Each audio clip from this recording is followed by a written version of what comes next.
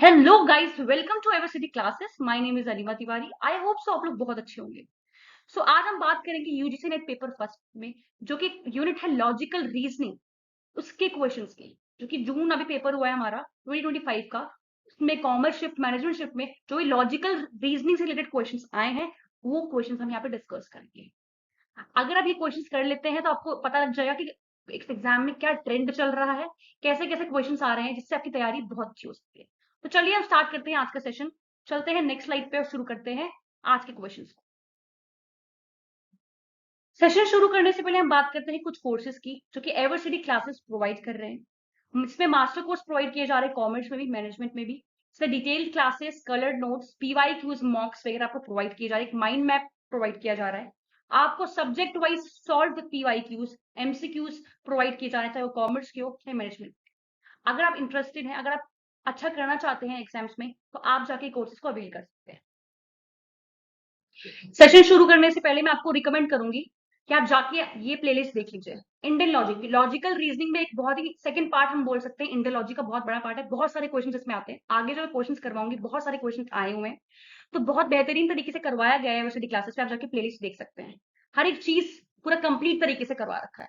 सो आगे जो मैं क्वेश्चंस बताऊंगी, वो पूरा से पूरा रिजेंबल कर रहे हैं जो चीज मैंने करवाई, जो भी क्वेश्चंस आ रहे हैं। तो आप ये देखेंगे तो आपको बहुत ज्यादा हेल्पफुल होगा।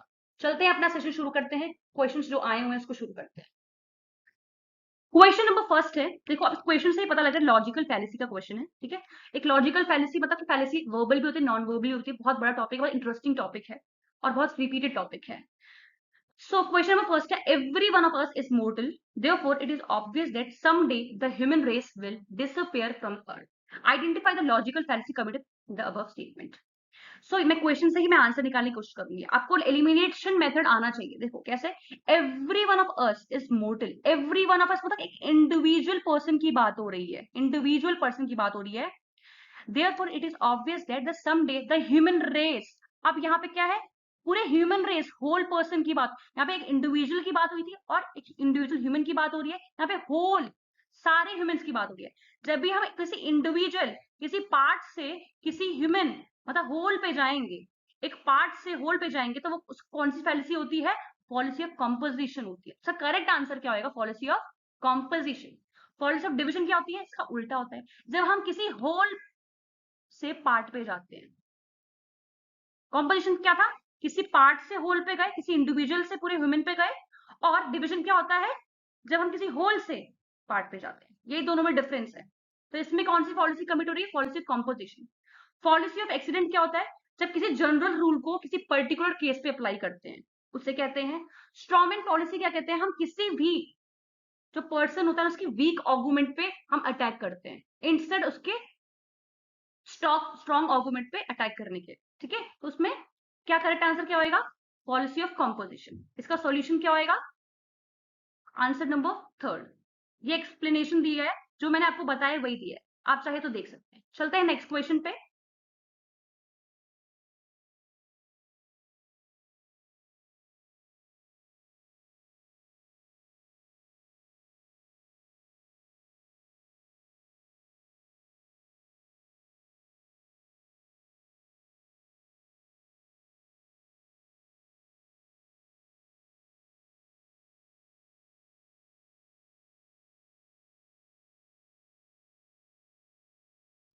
क्वेश्चन नंबर सेकेंड, देखो ये क्वेश्चन भी बहुत ही ज्यादा इंटरेस्टिंग है। इसमें थोड़ा सा कॉमन सेंस भी लग सकता है आपके पास। अब ये बोल रहा है, arrange the following in order of decreasing डेनोटेशंस।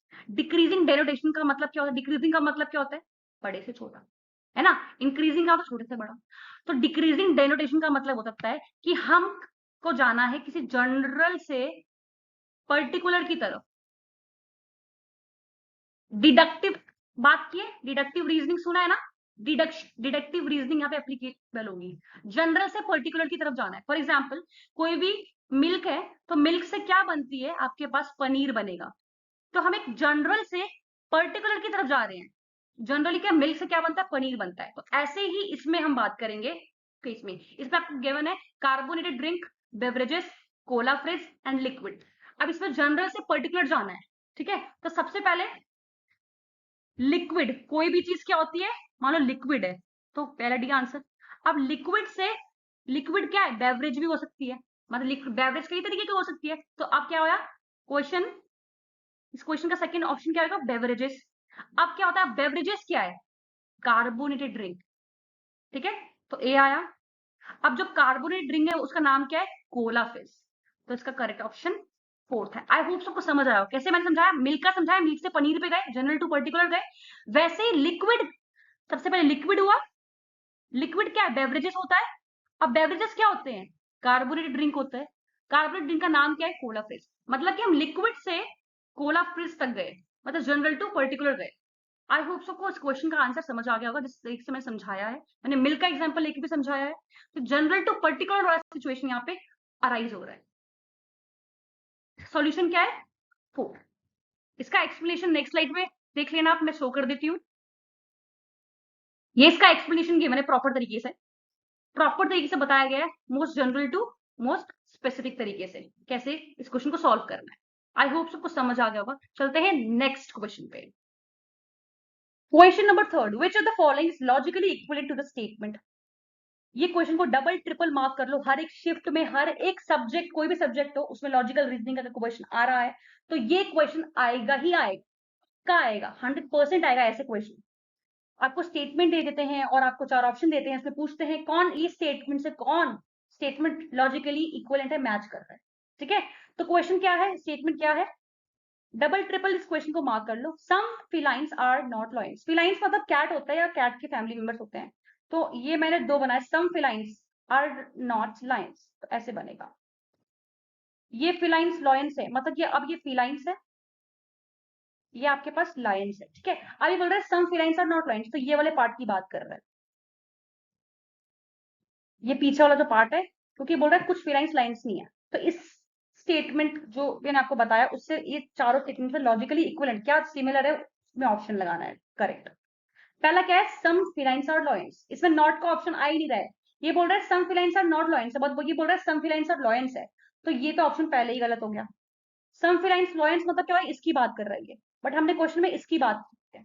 ठीक है, तो पहला ही क्वेश्चन गलत, पहला तो आंसर होगा नहीं। Next, some not lions are not non फिलाइंस।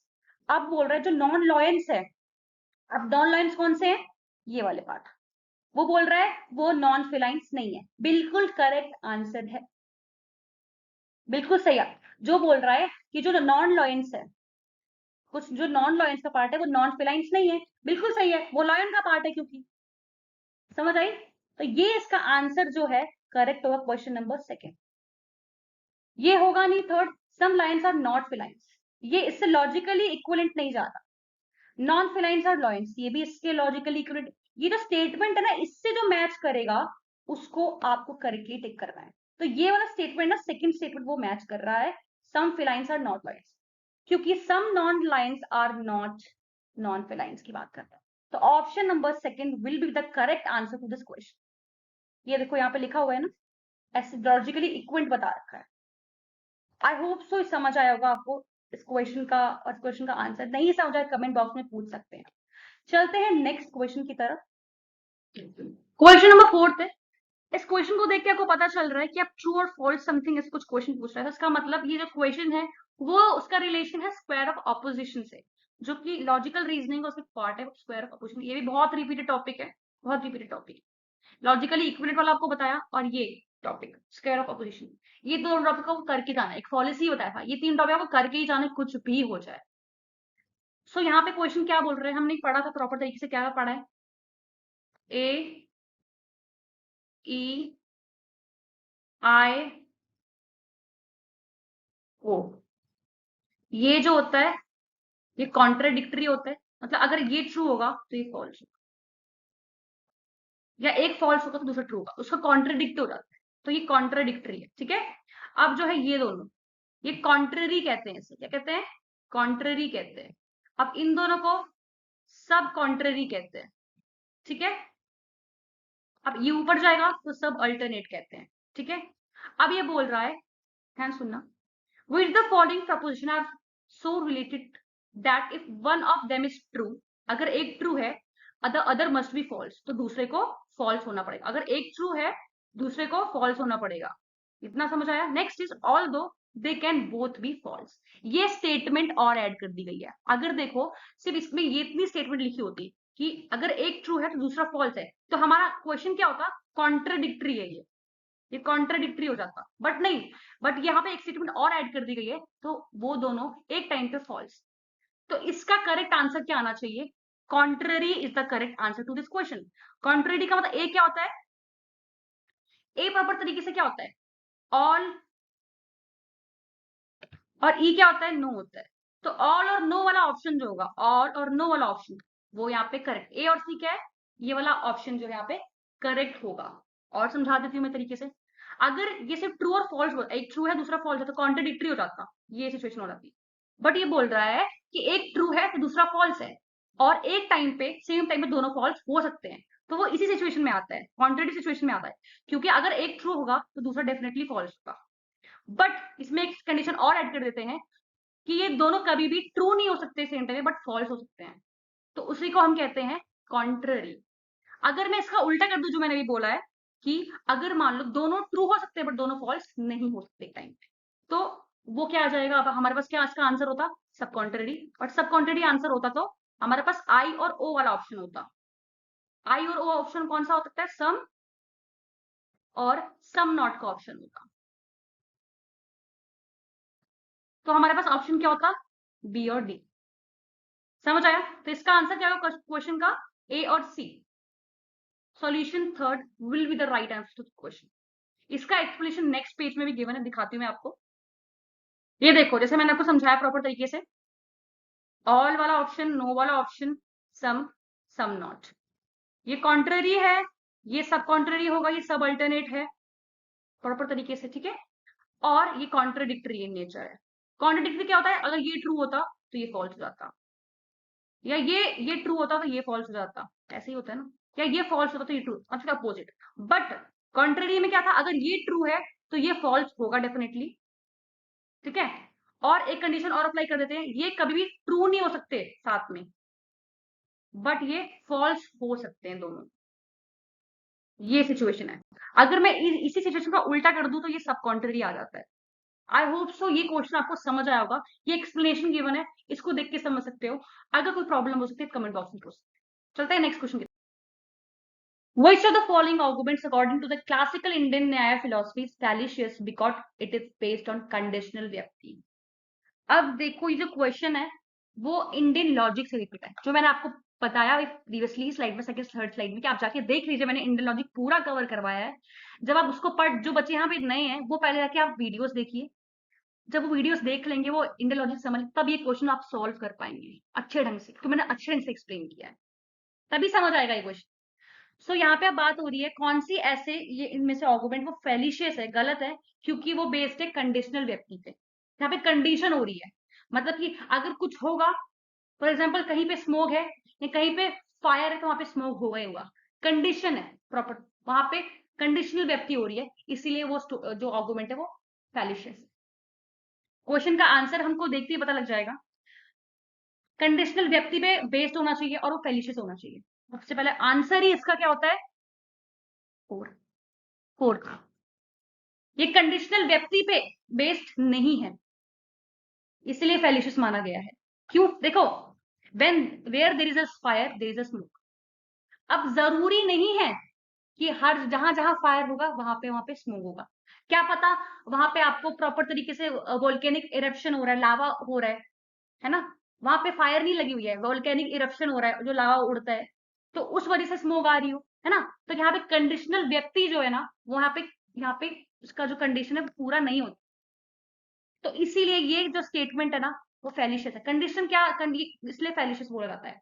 हम एक पढ़ते हैं हेतु अभ्यास, प्रॉपर तरीके से हेतु अभ्यास पढ़ते हैं, मतलब कि हमको हेतु मिडिल टर्म के होने का आभास हो रहा है, बट एक्चुअल में वो मिडिल टर्म वहां पे नहीं है। अब देखो क्या होता है, मतलब पहले वो तो व्यक्ति बता दे कि व्यक्ति क्या होती है, जब मिडिल टर्म और मेजर टर्म में कोई रिलेशन होता है। अब देखो आपके पास तीन टर्म होते हैं, minor term, major term, middle term. अब जो माइनर टर्म है उसे हम प्रॉपर तरीके से क्या कहते हैं, हिल कहते हैं। आपके मेजर टर्म में फायर और मिडिल टर्म स्मोक। मतलब ये बोल रहा है जहां जहां हिल पे फायर लगी है वहां पे स्मोक आएगी। ठीक है, ये आपके पास माइनर, मेजर और मिडिल प्रॉपर तरीके से। यहाँ पे कंडीशन आ गया प्रॉपर तरीके से, जहां जहां फायर हो गया। बट यहाँ बोल रहा है फेलिशियस क्या है, क्यों, कब गलत होगा, ये पॉइंट क्यों गलत बोल रहा है, क्योंकि जरूरी नहीं है कि जहां जहां फायर होगा वहां वहां स्मोक आएगा। क्या पता वहां फायर ना लगा हो, वहां वॉल्केनिक इरप्शन हो रहा हो, उस वजह से आपके पास स्मोक आ रहा हो प्रॉपर तरीके से। तो इसीलिए ये जो फोर्थ वाला पॉइंट है ये प्रॉपर तरीके से यहाँ पे गलत हो जाता है। तो अच्छा, करेक्ट आंसर क्या होगा, आंसर नंबर फोर्थ। इसका मैं एक्सप्लेनेशन समझाती हूँ आपको अभी नीचे क्या लिखा है। इन क्लासिकल इंडियन न्याय फिलोसफी व्यक्ति का मतलब इनवेरिएबल और अनकंडीशनल कॉम्बिटेंस बिटवीन हेतु एंड साध्य है। जबकि मैंने आपको समझाया व्यक्ति का मतलब क्या होता है, मेजर टर्म और मिडिल टर्म के बीच में रिलेशनशिप जो कि अनकंडीशनल होना चाहिए और इनवेरिएबल रिलेशनशिप होना चाहिए, उसी को व्यक्ति कहते हैं। Next is for a logical inferences to be valid this relation must be universal and unconditional. याद रख लो, व्यक्ति जो होती है, ये रिलेशनशिप मैंने आपको समझाया है, वो यूनिवर्सल होनी चाहिए और अनकंडीशनल होनी चाहिए। ठीक है, ठीक है, प्रॉपर यही अनकंडीशनल व्यक्ति कहते हैं। अब कंडीशनल व्यक्ति किससे कहते थे हम, जो कि एक सर्टेन कंडीशन में ही होता है, यूनिवर्सली एप्लीकेबल नहीं है। यहाँ पे क्या था, ये वाला क्या था, यूनिवर्सली एप्लीकेबल है, अनकंडीशनल। ये क्या है, ये कंडीशनल है बट यूनिवर्सली एप्लीकेबल नहीं है। ठीक है, तो इसीलिए ये वाला स्टेटमेंट जो है फेलिशियस माना गया है फोर्थ का।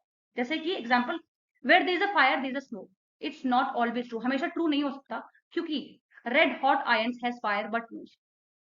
ये वाला एग्जांपल भी आप ले सकते हो। Hence the inferences is fallacious, इसलिए इसका इन्फ्रेंसेस न्याय के व्यू में फेलिशियस है। समझ आया, because the relation between the smoke and fire is not universal and it's conditional है। सिर्फ कि यूनिवर्सल नहीं है, कंडीशनल है। ये सही है, true only for burning would, अगर आप किसी वुड को बर्न करेंगे तब स्मोक होगा। बट अगर कोई वॉल्केनिक इरेप्शन कुछ भी हो रहा है ना, तब आपके पास सिस्टम क्या है, अलग हो जाएगा है। तो यही समझाने की कोशिश कर रहा है, जो कंडीशनल व्यक्ति है तो कंडीशनली एप्लीकेबल होती है, कंडीशन हो सकती है बट वो यूनिवर्सली एप्लीकेबल नहीं होती। तो इसलिए ये बोल रहा है, ये जो स्टेटमेंट है फोर्थ वाला, ये कंडीशन तो इसमें सही है बट ये यूनिवर्सली एप्लीकेबल नहीं। जरूरी नहीं है कि जहां जहां पे फायर लग रही है, जहां जहां पे स्मोक आ रहा है वहां वहां पे फायर लगेगी, इस फायर की वजह से स्मोक आ रहा है, ऐसा जरूरी नहीं है। वो कुछ ही कंडीशन में आपके पास ट्रू हो सकता है, जैसे वुड जल रहा है तब फायर, जब वुड जल रहा है उसमें आग लगी तब फायर आपके पास स्मोक आ रहा है। तो ये कहने की इस क्वेश्चन में कोशिश की जा रही है। इसको जो बच्चे नए नहीं समझ आ रहा है वो जाके वीडियोस देख सकते हैं, उसको उसमें बेहतर तरीके से समझ आ जाएगा। ऐसे ऐसे क्वेश्चन आते हैं प्रॉपर तरीके से। चलते हैं नेक्स्ट क्वेश्चन, कोई भी प्रॉब्लम होती है आप कमेंट बॉक्स में पूछ सकते हैं। क्वेश्चन नंबर 6, अगर इस क्वेश्चन किसी को नहीं आता तो इसमें एक तुक्का भी लग सकता है, इसमें ऐसा आपके पास कॉमन सेंस से भी सॉल्व कर सकते हैं। ठीक है, प्रॉपर तरीके से। ठीक है, अगर नहीं आपको समझ के करना है तो मैंने प्रॉपर तरीके से ये इंडियन लॉजिक का क्वेश्चन आपको समझाया हुआ अपनी वीडियोस में, जो भी एफएफडी पे अवेलेबल लॉजिकल रीजन, वहां जाके चेक कर सकते हैं। अनुमाना के अंदर क्लासिफिकेशन है, उसके अंदर केवल अनावि, केवल वेत्री, अन्वय Vettri, positive feedback, negative feedback की बात की है, तो वहां से भी आप जाके समझ सकते हैं। कॉज इफेक्ट रिलेशनशिप की बात की है, वहां से जाके समझ सकते हैं और इस क्वेश्चन को समझ सकते हैं, टॉपिक को समझ सकते हैं। सो क्वेश्चन है, एज ए अगर मैं ऐसे कॉमन सेंस की बात करती हूँ तो कैसे सॉल्व करेंगे। As a temperature increases due to the global warming, ये इफेक्ट है, इफेक्ट। तो इससे क्या हुआ, कॉज कॉज क्या था, if release of methane from the wetland will increase, ये इसका कॉज है। ठीक है, मान लिया मैंने। तो यहाँ पे कॉमन सेंस से क्वेश्चन, ये इंक्रीज हो रहा है ग्लोबल वार्मिंग क्योंकि वेटलैंड में मीथेन इंक्रीज हो रहा था। प्रॉपर तरीके से यहाँ पे करेक्ट आंसर क्या हो जाएगा, पॉजिटिव फीडबैक। अगर कॉमन सेंस से क्वेश्चन सॉल्व कर, अगर आपको और अच्छे से समझना है तो उसके लिए ये आपका इफेक्ट था, ग्लोबल वार्मिंग बढ़ा क्योंकि टेम्परेचर बढ़ा। टेम्परेचर क्यों बढ़ा, क्योंकि उसका कॉज क्या था, मीथेन रिलीज हो रही थी। कॉज क्या था, मीथेन रिलीज हो रही थी, उसका इफेक्ट क्या हुआ, ग्लोबल वार्मिंग बढ़ा। तो यहाँ पे इन दोनों में पॉजिटिव रिलेशनशिप है, दोनों चीज बढ़ रही है, तो इसीलिए इसका करेक्ट आंसर पॉजिटिव फीडबैक आ जाए। आई होप सो ये क्वेश्चन आपको समझ आ गया हो। नहीं समझ आया, प्रॉपर तरीके से आप पूछ सकते हैं मेरे को कमेंट बॉक्स में, और आप जाके वीडियोस भी देख सकते हैं जो मैंने बनाई। एक्सप्लेनेशन क्या है जो मैंने आपको समझाया प्रॉपर तरीके से, where the effect warming intensify the cause methane release leading to the even more warming, जो मैंने आपको प्रॉपर तरीके से समझाया।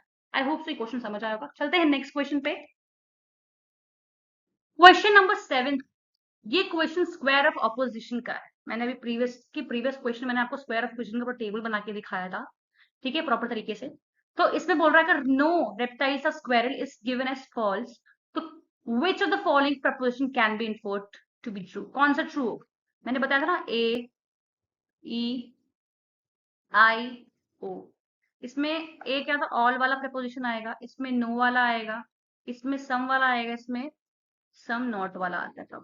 ठीक है, अब ये बोल रहा है अगर आपका नो रेप्टाइल स्क्वेरल, अगर ये जो फॉल्स है तो कौन कौन से प्रपोजिशन को ट्रू माना जाएगा?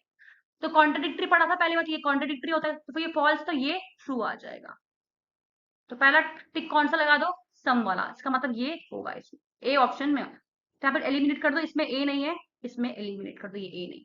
पहली बात, ठीक है। दूसरा, इन दोनों में फर्स्ट और फोर्थ में से कोई ऑप्शन आएगा, तो सम आ गया। अब ये बात करना था, ये अब ये वाला ट्रू आया। अब इन दोनों की बात करेंगे प्रॉपर्टीज।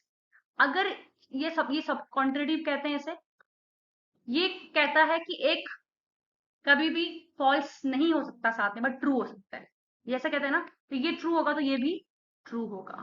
तो इसका मतलब सम नॉट वाला भी ट्रू हो जाएगा। तो इसका मतलब इसका आंसर क्या होगा? ए और डी। तो अब बी है नहीं ऑप्शन, ए और डी करेक्ट आंसर है ना, ए और डी आ रहा है, तो इसका मतलब इसका करेक्ट आंसर 4 होगा, क्योंकि इसमें डी ऑप्शन है, तो ये पहले एलिमिनेट। इसका आंसर क्या होना चाहिए? 4। अब ए और डी आ गया, ए और डी। अब इसमें बोल रहा है सी भी आएगा, कैसे आएगा सी? ये सी भी आएगा कैसे? बोल रहा है some non squirrel are not reptiles, तो ये इसी की बात कर रहा है। Some non squirrels are non, मतलब कि जो भी स्क्वेरल नहीं है वो रेप्टाइल्स भी नहीं है प्रॉपर तरीके से, तो ये सेम इन दोनों की तरह ही हो जाता है। तो इसीलिए ए सी डी इसका करेक्ट आंसर आ जाएगा। आई होप सबको समझ आ गया होगा अच्छे ढंग से, ठीक है। तो इसका करेक्ट आंसर क्या होगा? A C D. Next page में एक्सप्लेनेशन गिवन है, मैं आपको दिखाती हूँ प्रॉपर तरीके से। A B C D proper तरीके से गिवन है ना, ये सारे रेप्टाइल स्क्वेरल्स ये सब कुछ गिवन है, और इसका आंसर गिवन है। ये तीनों स्टेटमेंट जो है, फर्स्ट ये ट्रू होगा, बट ये कभी जो आपके ऑल रेप्टाइल्स वो स्क्वेरल ट्रू नहीं हो सकता। क्वेश्चन नंबर 8 है मीमांसा। अब जो मीमांसा है वो एक इंडियन फिलोसफिकल स्कूल है। अब जो इंडियन फिलोसफिकल स्कूल है, ये तो लेक्चर मैंने इंडियन लॉजी का पहला ही लेक्चर जो मैंने आपको करवाया है एवोसिटी क्लासेस पे, आप वहां जाके देख सकते हैं, बहुत अच्छे ढंग से करवाया हर एक स्कूल्स के बारे में। तो जो इंडियन फिलोसफिकल स्कूल था वो 2 पार्ट में डिवाइडेड है। एक आपके पास स्कूल होता है ऑर्थोडॉक्स, एक होता है आपके पास हेटेरोडॉक्स। अब ऑर्थोडॉक्स वो स्कूल्स होते हैं, ये 6 स्कूल्स हैं ऑर्थोडॉक्स टोटल, जिसको हम कहते हैं आस्तिक्स। जो आस्तिक है, जो वेदास पे विश्वास करते हैं, उसको ऑर्थोडॉक्स कहते हैं। और हेटेरोडॉक्स किसको कहते हैं? जो कि वेदांत पे विश्वास नहीं करते, जो कि नास्तिक होते हैं। तो जो आपके पास ऑर्थोडॉक्स है, जो कि वेदा पे विश्वास करते हैं, वो 6 स्कूल्स है। पहला स्कूल है न्याय, दूसरा वैशाखा है, तीसरा संख्या है, चौथा योगा है, पांचवा मीमांसा, मीमांसा है पांचवा, इसको हम पूर्व मीमांसा भी कहते हैं, और लास्ट है आपके पास उत्तर मीमांसा। तो यहीं पे यहाँ पे पूछ रहा है कि मीमांसा इज क्या है, तो आप क्वेश्चन जो ऑप्शन दिया है उसमें पढ़ के बताते हैं क्या है। State of mental absorption is an object where an individual gain on experiential realization of its true nature। समाधि नहीं, ऐसी कोई चीज नहीं है मीमांसा। दूसरा है one of the classical school of Indian philosophy, आस्तिक Veda. Yes, that is the correct answer to this question, क्योंकि मैंने आपको बताया अभी मीमांसा जो है हेटेरोडॉक्स स्कूल्स का एक पार्ट है, जो कि आस्तिक नेचर का था, जो कि वेदा पे विश्वास करता था। तो उसका करेक्ट आंसर क्या होगा? Option number second. नास्तिक ये थे नहीं। और doctrine that claim all universal thing are monetary in nature, ऐसा नहीं है। सो करेक्ट आंसर होगा ऑप्शन नंबर सेकंड। इसका एक्सप्लेनेशन गिवन है, जो मैंने आपको बताया वैसा ही है। जो 6 ऑर्थोडॉक्स स्कूल्स थे उसमें से एक स्कूल है, इसको पूर्व मीमांसा भी कहा जाता है, याद रख लेना। और ये एम्फोसाइज करता है रिचुअल्स पे, जो मैंने आपको लेक्चर्स करवाए उसको बहुत अच्छे से समझाया है हर एक स्कूल के बारे में, आप वहां जाके और बेहतर तरीके से पढ़ सकते हैं। इंटरप्रिटेशन वेदा का करता है, ठीक है, और इसको पूर्व मीमांसा भी कहते हैं। ये वैदिक अथॉरिटी पे भी विश्वास रखता है, और ये धर्मा पे फोकस करता है रिचुअल्स के थ्रू। तो ये इसका एक्सप्लेनेशन है। आई होप सबको समझ आ होगा कि मीमांसा है क्या एक्चुअल में। चलते हैं नेक्स्ट क्वेश्चन पे। क्वेश्चन नंबर 9, ये जो एग्जाम्पल आपका पूछा है इस क्वेश्चन में डिडक्टिव रीजनिंग का, which of the following is an example of deductive reasoning. अब देखो, इंडक्टिव और डिडक्टिव रीजनिंग ये भी मैंने अपने इंडियन लॉजिक के जितने में 6 प्लेलिस्ट में वीडियोस है, वो बता रखा है मैंने, अच्छे से समझा रखा है, वहां जाके भी समझ सकते हो। यहाँ भी मैं समझाऊंगी मतलब क्या होता है। डिडक्टिव का मतलब ये होता है कि आप किसी जनरल से पर्टिकुलर की तरफ जा रहे हैं, कोई भी जनरल नेचर का चीजें हैं, उससे आप किसी पर्टिकुलर चीज पे आप जाने की कोशिश कर रहे हैं। किस चीज के बारे में आपको नॉलेज है, आपने किस चीज को देखी, उससे आपको आपने उसको पता लगाया, अच्छा इस चीज की वजह से हुआ है, मतलब आप प्रेमाइसिस से कंक्लूजन ड्रॉ कर लेते हैं। That is the deductive reasoning. और जो आपके इंडक्टिव रीजनिंग क्या होता है, उल्टा हो जाता है। कैसे उल्टा हो जाता है, इसमें आप पर्टिकुलर से जनरल जाते हैं, आपको नॉलेज है उस चीज के बारे में, उस पर्टिकुलर चीज के बारे में नॉलेज है, उसके बारे में और नॉलेज खोजना चाह रहे हैं, दैट इज टेस्टिंग करना चाह रहे हैं, तो जनरल की तरफ जाना चाहते हैं, उसको कहते हैं deductive, sorry inductive reasoning. I hope सबको दोनों में के बीच में लिटिल बिट डिफरेंस समझ आ गया होगा, बट इस क्वेश्चन के हिसाब से हमको डिडक्टिव रीजनिंग का एग्जाम्पल बताना है। सो पहला क्वेश्चन का ऑप्शन है, screen exposure among the children at very early stage affect their psychological health, therefore we should not expose our children to digital gadgets। अब इसमें क्या हो रहा है, सबसे पहले वो इफेक्ट ही बता दे रहा है कि ये इफेक्ट पड़ता है, मतलब आपको आपके पास पर्टिकुलर पहले आ गया है, बाद में आप स्पेसिफिक नॉलेज पे गए हो, तो ये तो आपके पास क्या हो गया है, प्रॉपर तरीके से इंडक्टिव इन नेचर है, इंडक्टिव रीजनिंग है, तो ये भी नहीं होगा। नेक्स्ट बोल रहा है smoking leads to lung cancer, therefore we should not smoke. अब इसमें भी आपके पास पर्टिकुलर चीज लंग कैंसर हो जाता है, तो पर्टिकुलर से आपके पास किस पे जा रहा है, वो जनरल पे जा रहा है ना, तो यहाँ पे भी आपके पास ये इंडक्टिव नेचर की रीजनिंग होगी, ये भी नहीं होगा क्वेश्चन, इस क्वेश्चन का आंसर। थर्ड बोल रहा है if it is raining then the ground is wet, it is raining therefore the ground is wet. ये बोल रहा है मैंने रेन को देख के पता लगाया कि ग्राउंड जो था वो वेट था, तो मतलब मैं बाहर गया, यहाँ पे अब क्या हो रहा है, हम क्या एक जनरल से पर्टिकुलर की तरफ जा रहे हैं, हम रेन को देख के बोल रहे हैं कि हम रेन था इसलिए ग्राउंड वेट है, तो ये जो है डिडक्टिव रीजनिंग का करेक्ट आंसर हो जाएगा। और ये जो थर्ड ऑप्शन है, इसको एक जगह कॉपी में नोट कर लो, डिडक्टिव रीजनिंग के आगे, क्योंकि ये यूजीसी नेट के जो पेपर है उसमें बार बार पूछा गया है, तो इसका करेक्ट आंसर होगा ऑप्शन नंबर 3, इसको नोट कर लो डिडक्टिव रीजनिंग के आगे।